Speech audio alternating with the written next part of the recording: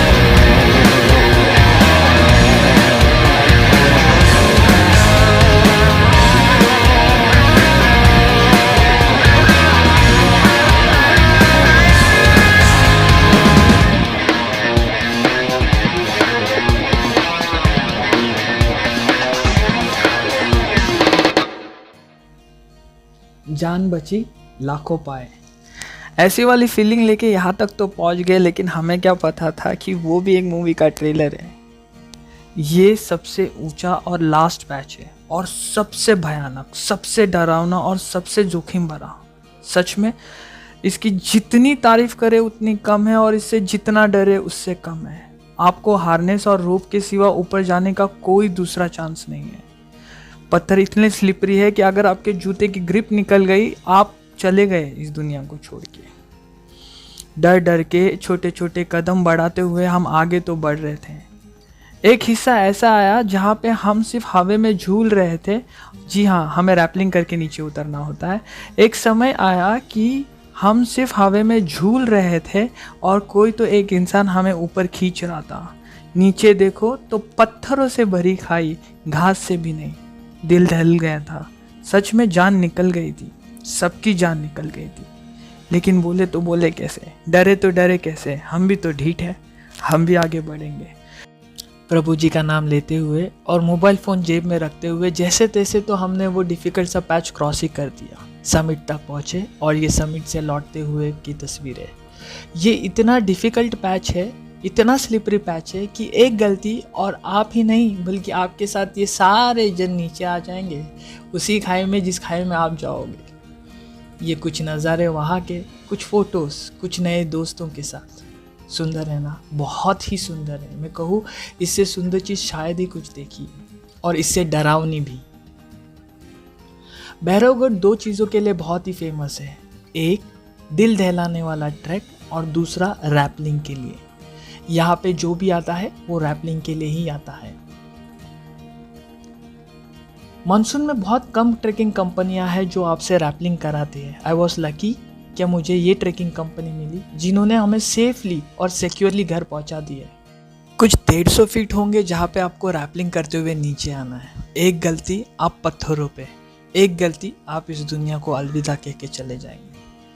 मैं कुछ आधा रास्ता नीचे रैपलिंग करते हुए आया और उसके बाद मेरा हाथ से रस्सी फिसल गई। जैसे तैसे मेरे को एक सीढ़ियों का सहारा मिल गया तो मैं उन सीढ़ियों पे रुक गया।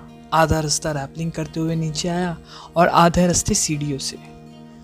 सच में विदाउट हार्नेस आपका कॉन्फिडेंस इतना कम हो जाता है कि जैसे आप पहली बार चढ़ाई या फिर पहली बार चल रहे हो।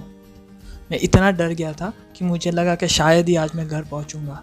लेकिन again thanks to this company, thanks to Vijendra and local guides over there, उन्होंने मुझे सेफली नीचे उतार दिया। ये जितना सुंदर है उतना ही डिफ़िकल्ट है। मेरा सेलफोन ड्रेन्ड ऑफ हो चुका था। ये कुछ तस्वीरें जो मैंने नीचे से ली, ये जो आप देख रहे हैं ना, हाँ जी हाँ, उसी हाइट से आपको रैपलिंग करते हुए नीचे आना है। ये कुछ यादें मेरे लिए। एक बात तो पक्की, जब कभी ज़िंदगी में घबराऊंगा ना, डर जाऊंगा, उस वक्त मैं ये भैरवगढ़ की ट्रैक को ज़रूर याद करूंगा। छोटे छोटे कदम आगे की तरफ। डर लगे तो आवाज़ दे दो, डर लगे तो रुक जाओ, लेकिन छोटे छोटे कदम आगे ही बढ़ाना है।